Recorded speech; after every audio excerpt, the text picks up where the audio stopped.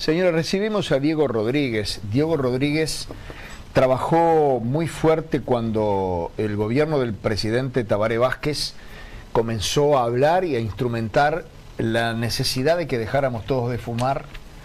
Parece mentira que alguien nos tenga que obligar a que hagamos algo que nos favorece, ¿no? Pues parecemos tontos, pero fue así. Uruguay, como muchos países del mundo, fumaba mucho, dejó de fumar bastante cuando por decreto nos obligaron a un montón de conductas que nos hacían bien.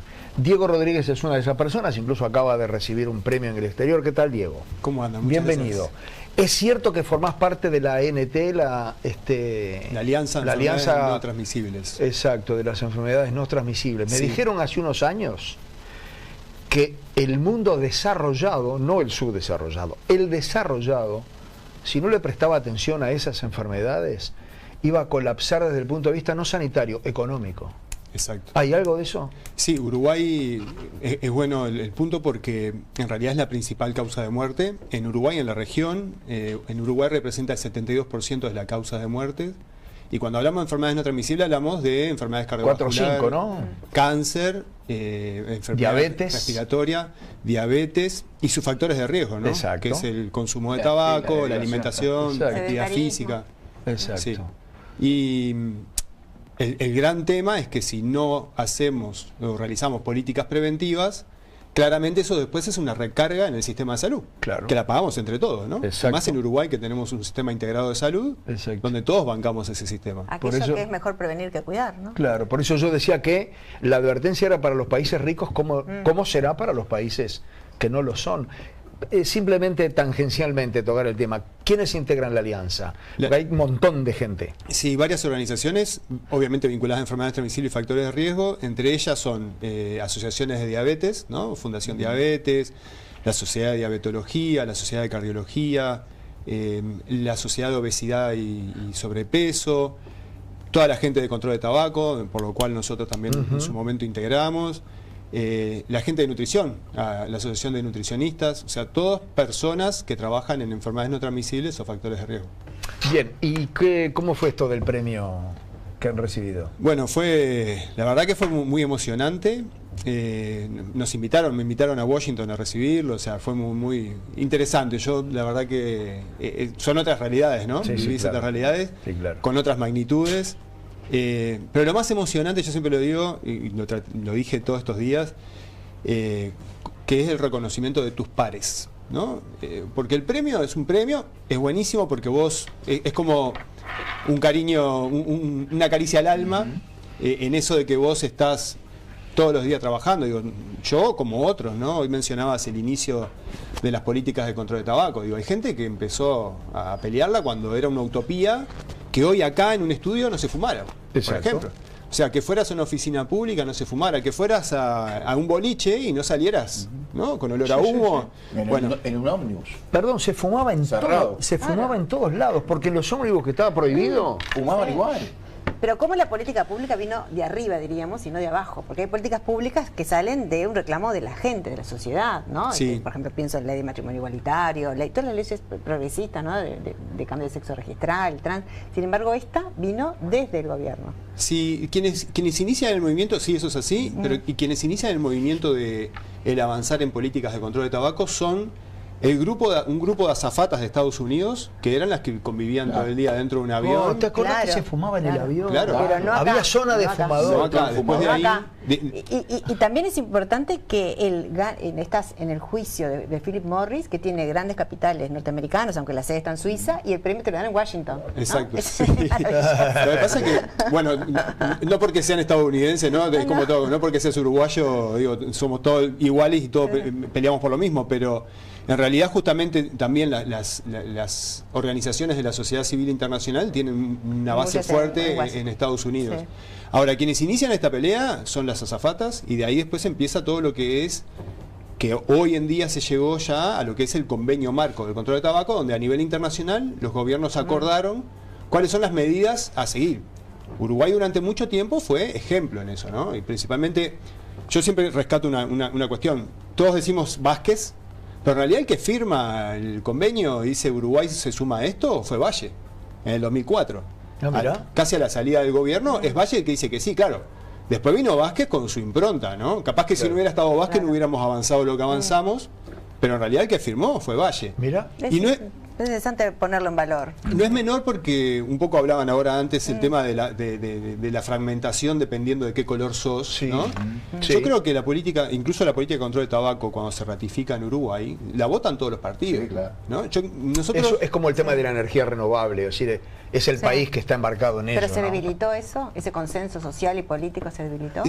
capaz que se debilitó el consenso político, todos sabemos, un poco el premio también viene por ahí, ¿no? El rol que cumplimos de sociedad civil cuando en los últimos 5 años se establecieron normativas que iban en contra de las recomendaciones internacionales. Recordemos al expresidente de la calle Pou cuando, entre otras cosas, se les empieza a preguntar, ¿no? Fue como una secuencia de preguntas a diferentes actores donde cada uno que salía era al que decía un disparate más grande. Yo ahora veía que estaba acá Susana Pecoy, que fue la directora de industria del gobierno anterior, y cuando estaba ella, estaba Walter Berry, que era el subsecretario del Interior, de Industria, de industria y energía. donde en un programa matutino le preguntan, dice, bueno, acá Rodríguez dice que hay un protocolo para aplicar, para eliminar el comercio ilícito de tabaco. Walter Berry al aire dice, bueno, yo no conozco ese protocolo, pero sé que no da resultado. Entonces, cada uno que salía, ¿cómo vas a saber que no da resultado si ni siquiera conocés que existe un protocolo para aplicar? Y en realidad, eso fue uno tras otro diciendo eso, hasta que en un momento entrevistan al presidente de la calle y le dice, presidente, dice que ustedes están tomando la medida porque industria... Y él, ahí, la famosa frase, ¿no? No, ¿quién me lo va a pedir? ¿Una fábrica de chicle?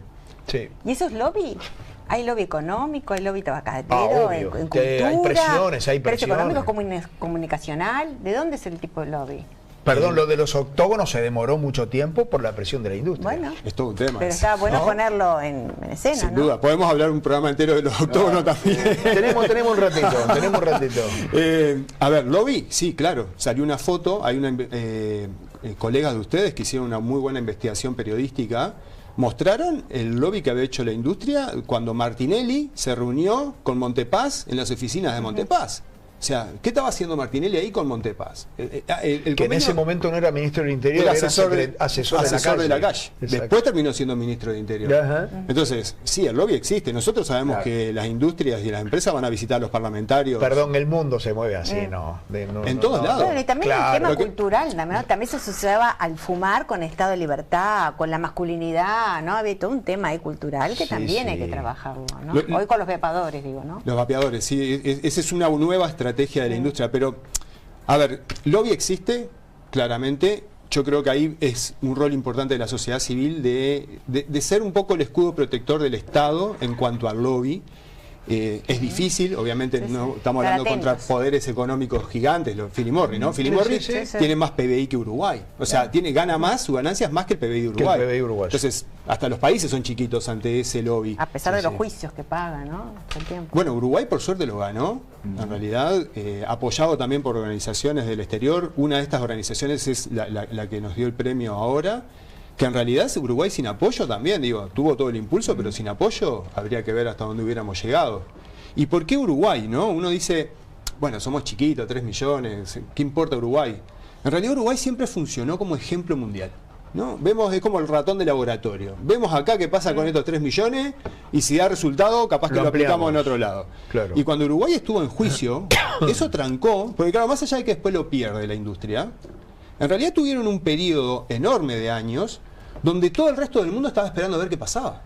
Y en realidad eso daba miedo de avanzar. ¿Qué hago? Avanzo y después me hacen un juicio a mí. ¿Y podré sostener esto?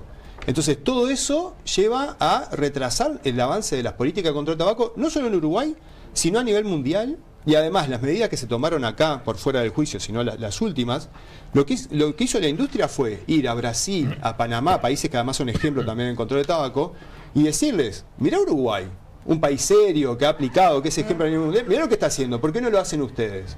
Y en realidad lo que estaba haciendo Uruguay iba en contra de las recomendaciones internacionales. Claro. ¿Cómo estamos ahora, Diego? Digo, Ahora, yo iba a ir por ese lado, tomando en cuenta que tuviste esa premiación y en contacto con más gente. ¿Cómo está posicionado Uruguay en cuanto a Ahora, se recobró- a todo esto que te lleva a lograr este premio? Yo creo que Uruguay a pesar de las cosas que se hicieron en el último gobierno, de cierta forma tampoco, no es que perdió todo el prestigio y bueno, ahora Uruguay ya no es ejemplo. Uruguay es ejemplo, hoy en día, además, los 2 decretos, o sea, este gobierno cuando asume deroga esos 2 decretos, eso nos lleva de nuevo, nosotros decimos, ¿no? Eso nos llevó de nuevo al año 2019. Ahora lo que necesitamos es avanzar.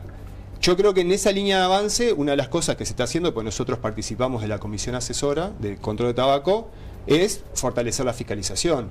Es, por ejemplo, tener un chatbot, y eso está bueno informarlo, hay un chatbot donde uno manda un mensaje de WhatsApp y te va guiando, es como una autoayuda para que dejes de fumar.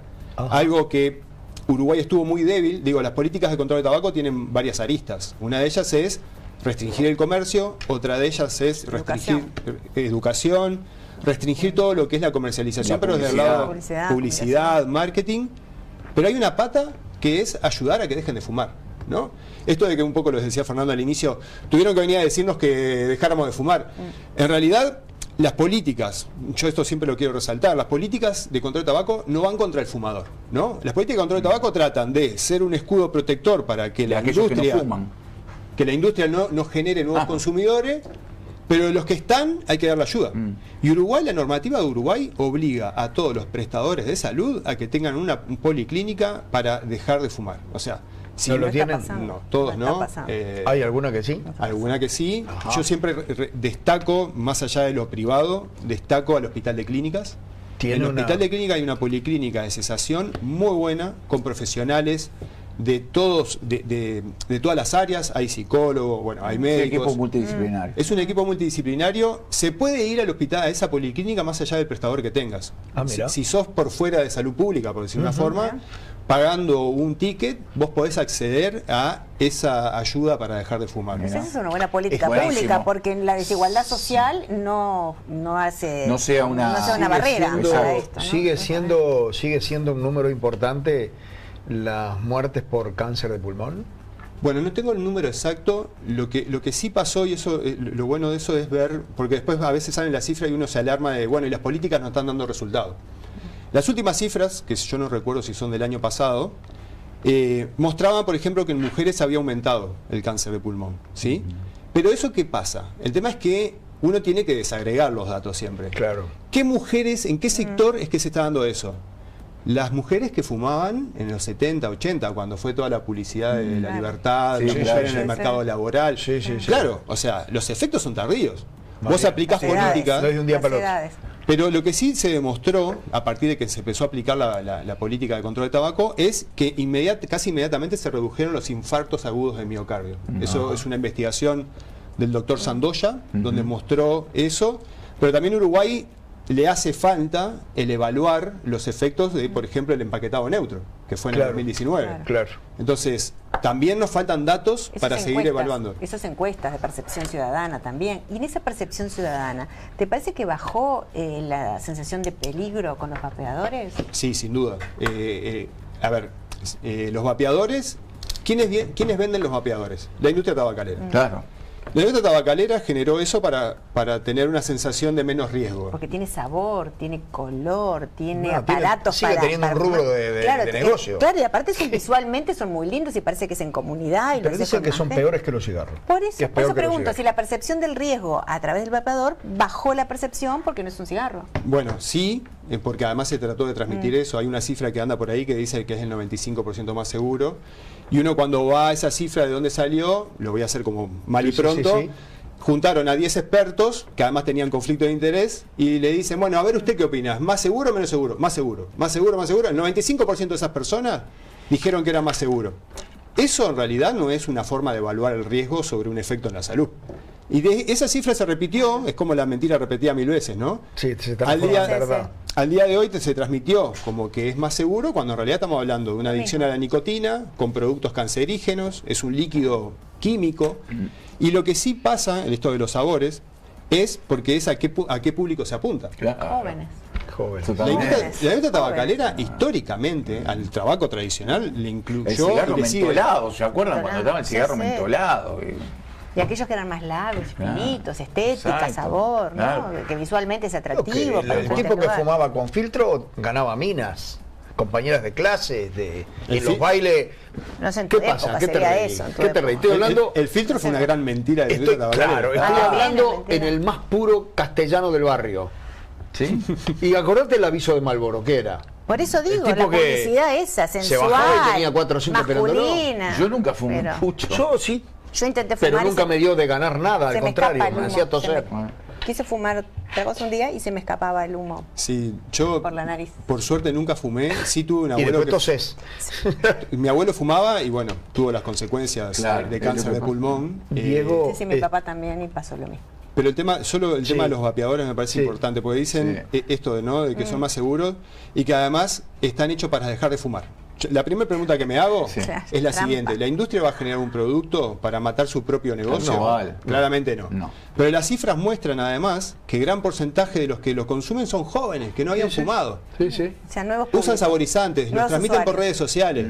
Porque es atractivo en todo sentido. Diego, decías hoy que si bien recuperamos un poquito el terreno perdido, lo importante es seguir avanzando. ¿Qué se necesitaría para seguir avanzando? Hoy en día, diríamos que fácil, nunca es fácil las cosas, ¿no? En el Parlamento, por ejemplo, ya hay, está en estudio en la Comisión de Salud de Diputados. Sí. 3 proyectos que lo presentaron diferentes diputados, pero yo creo que tienen una coincidencia, más allá que algunos tienen diferencia. Hay la coincidencia en que no se fume en los lugares donde hay niños. O sea, no pueden ser que en los parques infantiles estemos fumando. O sea, eso no se debería permitir. Perfecto. Hay países como Costa Rica, que también son ejemplos en las medidas que han tomado, que no se puede. Es más, lo digo porque hace poco justo estuvimos allá dando una charla y yo no podía creer. O sea, en Costa Rica no se puede fumar en ningún espacio público. Acá en Uruguay eso no sucede. No. Hay Yo un creo- proyecto para no fumar en plazas. Exacto. Sí. Eso. Lo que pasa es que hoy no solamente tenés el humo del tabaco. Claro. Yo porque, por ejemplo, mi Hay nieto otros Ciro humos. tiene 4 años. ¿Por qué no lo llevo a la cancha? Porque, todo Porque el mundo olor a fuma. porro es impresionante. Y es toda una tribuna que está fumando. Sí. Toda una tribuna está fumando. ¿Y qué revela eso de una sociedad que la sociedad necesita regular? La ansiedad, necesita regular todos los comportamientos a través de adicciones. ¿Qué nos dice como sociedad que nos está pasando? Y bueno. No, pero eso fue toda la vida. La pipa de la paz no traía la paz, era un seguro. Sí. Bueno, También pero los un niveles que engaño hay pichada. hoy, los niveles de consumo de hoy, bueno, la pipa de la paz. Una de las propuestas en el Parlamento propone regular incluso los estadios. Por supuesto. Pero es toda una historia. No, porque o sea, ¿cómo vas a controlar en un lo estadio? tengo clarísimo. O sea, yo te la voto con las dos Pero manos. oiga, Pero, pero si no pueden sinceramente, controlar las muchachos, bengalas, van a controlar de que tengas un Sinceramente, cigarro, ¿eh? vas por 18 de julio y la verdad, 18 de julio toda entera es olor a porro.